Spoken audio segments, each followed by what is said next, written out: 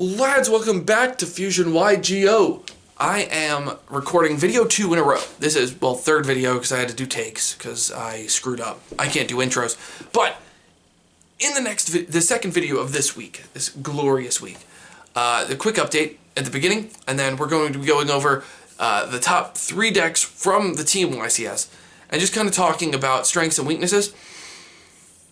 And we're also going to talk about why heroes won't top a YCS this format. Bold claim. Before you hit dislike, please listen to the entire video. I have a reason. And I promise you, it's upsetting to hear, but it's the painful truth. So, let's go over it. First off, update. We are working on some really cool stuff. Congratulations to Kyle, my product guy on the channel. If you're on the Discord, make sure to just shoot him a thumbs up or a congratulations. He just had a baby. This is me outing him as a parent. I'm one too, so it's fine. But, yeah, this is, he's had a kid. So congratulations, Kyle. This is me shouting you out. And to your wife, Jen. Good job. You did it. The baby's out. I know you've been miserable for weeks. Okay, now that we have the fun announcement out of the way, we have some really cool news. I am working on getting more consistent live duels and things like that. They're going to be actual duels. It's going to be very different. I will fill you in as soon as I have more information. But just know right now I'm actually really working on something really cool for you guys, and I'm really excited to bring you this content. As soon as it's all live and as soon as it's 100% set in stone, I will be bringing you guys so much more content and so much better content and better discussions than I'm bringing you right now. But I promise you it's coming. As soon as that information is finalized and public, I will let you know. Okay, top 3 decks of the format. Dinosaurs. Going second, blitzkrieg your opponent, destroy everything. You've got Shaddoll Invoked, the most versatile deck. I can go first or second, and I'm going to pick your board apart with a normal summon and a super poly or whatever. Deck's insane. And then finally, Spiral. It's Spiral, it's back. We're dealing with it again. We thought we killed you. How many times do we have to teach you this lesson? Okay, now that I've got my meme out, and it's a bad meme, and I'm sorry you had to hear it, let's talk about it. Why is dinosaurs back in relevancy? Well, for starters, it's not dealing with the oppression, and as someone that really likes Orchest and Sky Striker, like,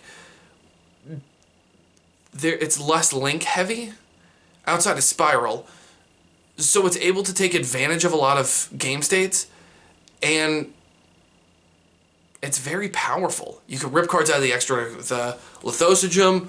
You can make True King of All Calamities, which just basically says no.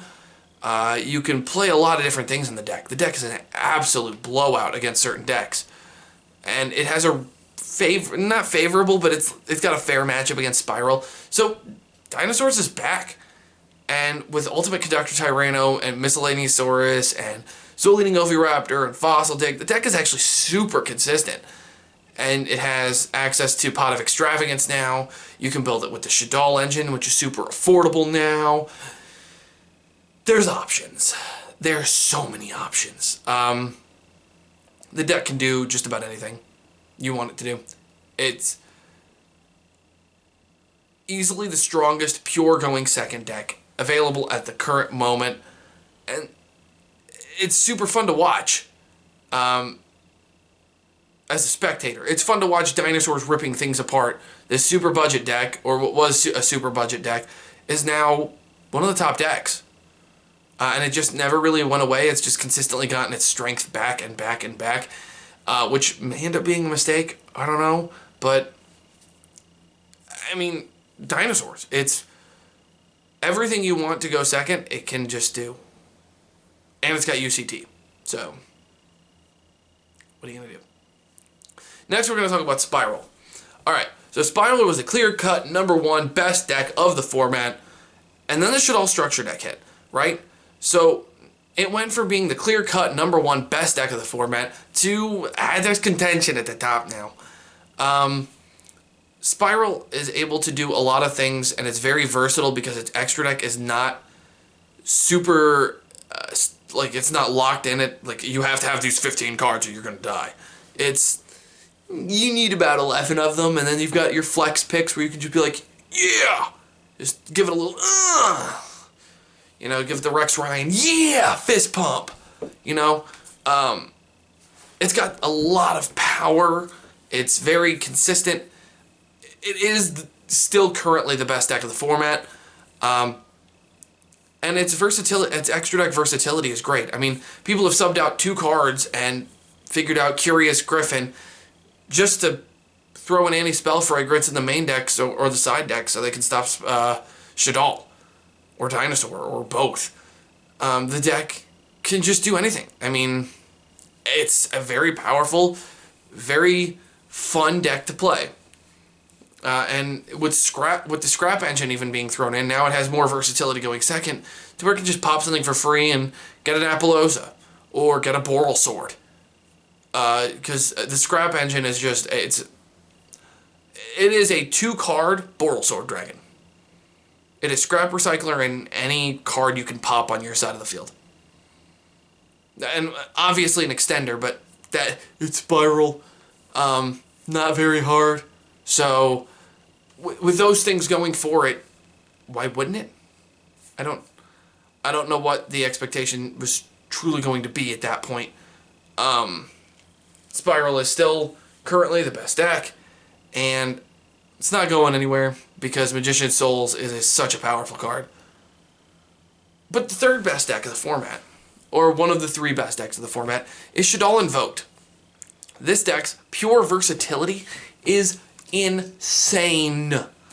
Insane. You normal summon Alistair. If you're going second, if you open Alistair Super Poly, you go Alistair the Invoker. They use anything. Whatever. Let's say they use Trigate. Cool. Super Poly. Get rid of Sleeper. Now you made a construct. Or, not a construct. Now you've made a Mechaba. What are they going to do? Because now you can bait. You can take care of 3 interruptions with 1 card. 1. And you've taken out their Sleeper so they can't pop things. So, if they use Appaloosa, then they've got 1 Appaloosa, or sometimes 2, and they've got a Trigate negation. You can play around that. Playing around 3 to 4 negations and 2 pops, a double pop, is really hard. You get rid of that, or you can get rid of the Appaloosa, you make Rage, and you flip it. Now you've dealt with all of it. The whole thing. It's so versatile. You can do so much just with the Invoked engine. I haven't even hit the Shaddoll cards yet.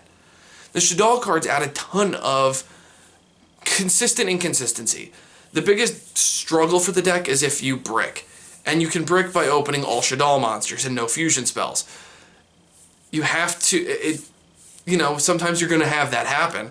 But the deck is crazy. Absolutely crazy.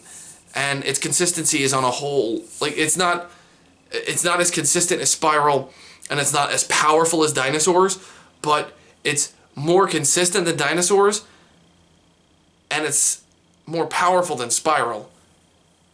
And to top it all off, it's more versatile than both, because it can abuse super polymerization to take away attributes. And that's really powerful. And that's just talking about basic just basic hand compositions. That's not talking about, you know, opening absolutely insane or going first, where you can set up boards like Appaloosa for 3, Ragin, and Winda on your opponent's turn. Or Appaloosa and Mechaba with a Winda on your opponent's turn. Like, you can do so much. So many effects can happen.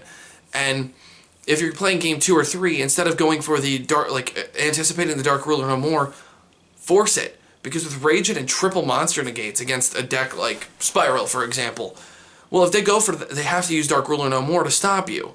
And once they use Dark Ruler No More, cool. Like, that turns off those effects, then you just make Winda. Like, you're forcing them to make a choice. Do we hit Dark Ruler or do we do this?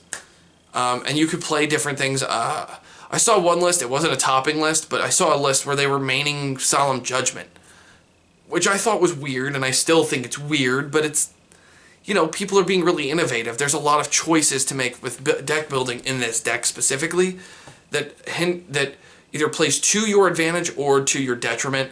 I think the Judgment's to his detriment at that point, but Shaddoll is crazy. The Shaddoll Invoke deck is absolutely bonkers. So why is it, let's hit the controversy now. Why is it that Heroes, I think, will not top at YCS this format, meaning the current format until the rule change in April 1st? It's very simple.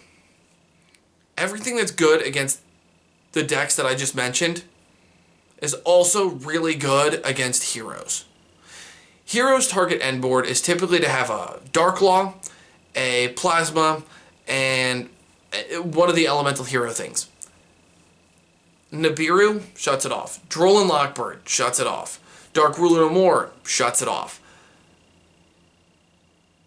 These are things that everybody's siding or maining anyway. On top of that, evenly matched. It shuts the deck. And everybody's playing it. Lightning Storm shuts the deck off. Everybody's playing it.